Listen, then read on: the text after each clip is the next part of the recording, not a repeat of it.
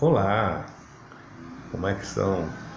Bem, vamos fazer alguns escrutínios em busca da verdade.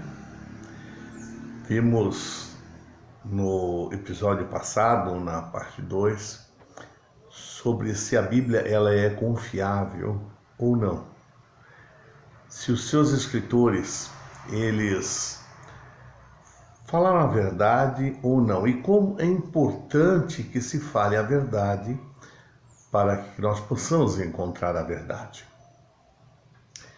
Hoje vamos falar se ela é um livro confiável, agora do ponto de vista nos dar conselhos. Qualquer livro de psicologia, pedagogia, até mesmo de medicina, se ele estiver com 5 anos depois de seus escritos, dificilmente ele poderia ser levado a sério, porque as coisas mudam, os procederes mudam, então ele se torna um livro obsoleto. Mas o que dizer da Bíblia Sagrada? Será que ela se tornou um livro obsoleto, visto que ela contemporiza com milhares de anos atrás? Bem, temos que colocar à prova este livro. E veja bem, naquela época não tinha avião, não tinha carro, não tinha televisão, não tinha nem mesmo internet.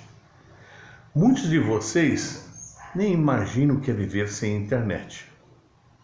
Ou o que é viver sem carro, sem avião, sem televisão. Difícil, né? Será que então os padrões do ser humano mudou ao longo do tempo? Isso é o que vamos ver. Segundo um apanhado que eu fiz, Mateus capítulo 7, versos 12, diz assim: portanto, todas as coisas que querem que os homens façam a vocês, façam também a eles. Interessante essa passagem. Será que ela é válida para os nossos dias? Note que tem uma expressão, façam também a eles. Temos um dito popular que de forma negativa, mas que é parecido com esse: não faça aos outros aquilo que não querem que faça você. É diferente deste conceito, porque no caso de Jesus estava colocando, não esperando que alguém fizesse alguma coisa, mas antes dele mesmo fazer, você tomaria a iniciativa de fazer. É diferente de esperar que alguém faça o mal a nós para retribuirmos o mal. Aquele não disse isso. Ele disse: como gostaria de ser tratado, faça antes, se antecipe. Para entendermos a diferença do ocorrido entre a regra áurea e desse dito popular, veja só a diferença. Lá em Lucas capítulo 10, versos 30 em diante, fala sobre um homem que descia para Jerusalém, de Jericó para Jerusalém, e foi pego por assaltantes que roubaram tudo dele e espancaram ele, deixando quase como morto. Por coincidência, também descia de Jericó para Jerusalém um sacerdote, e quando viu o ocorrido, passou pelo lado oposto como se não tivesse visto nada. Do mesmo modo, também aconteceu com um levita. E atrás desses dois homens vinha um samaritano. E esse samaritano, ele não fez como os outros, parou, cuidou do homem, colocou ele no seu próprio jumento e o levou até uma hospedaria. E depois de cuidar do homem na hospedaria, tirou 2 denários, deu ao hospedeiro e disse para que ele cuidasse daquele homem. E quando ele voltaria, ele então pagaria todas as despesas que esse homem havia contraído extra aquilo que ele deu. Daí ele pergunta: qual dos dois se fez mais próximo deste homem? Consegue ver a diferença? Na realidade, eles respondem: o samaritano. Então note que quando Jesus colocou essa expressão, todas as coisas que querem que os homens façam a vocês, façam também a eles. Ou seja, se antecipe em fazer. Será que esse é o único conselho que recebemos? Temos um outro conselho muito mais antigo. Está no livro de Provérbios, capítulo 15, versos 1, que diz: uma resposta branda acalma o furor, mas uma palavra dura atiça a ira. Note, uma palavra branda. Se você estiver numa dificuldade com alguém, talvez no trânsito, se você falar de modo duro, irá provocar uma contenda. Mas se for bondoso, humilde, talvez pedindo perdão, desculpa, a reação da outra pessoa que não está acostumada nos dias de hoje a ouvir coisas assim, será totalmente diferente. Bem, o que queremos dizer com isso então? Queremos agora fazer um escrutínio sobre o assunto. Lembra dos 4 pilares? A fé é diferente daquilo que acreditamos. E o que pensamos nem sempre é o que consideramos como que acreditamos ou como encaramos a fé. E aquilo que falamos, a mesma coisa. Se nós colocarmos o mesmo patamar, veja só, essa atitude de se antecipar junto com a fé me faz lembrar um outro personagem, Abraão. Abraão tinha 2 filhos, mas ele sabia que o filho que o Criador estava provando para se transformar numa grande nação, que era da promessa, era Isaac. O Criador, ele pede para Abraão agora a vida de Isaac, para que ele ofereça Isaac em sacrifício. Abraão, ele tinha fé naquilo que o Criador havia prometido de que ele iria cumprir.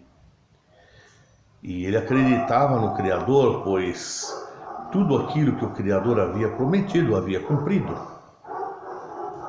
Mas note que o que ele pensou e o que ele falou foi diferente. Ele convocou alguns dos seus servos, mais o seu filho, Isaque, para ir a uma jornada fazer uma oferta. Levou o fogo, porque não tinha isqueiro e nem caixa de fósforo para acender a fogueira.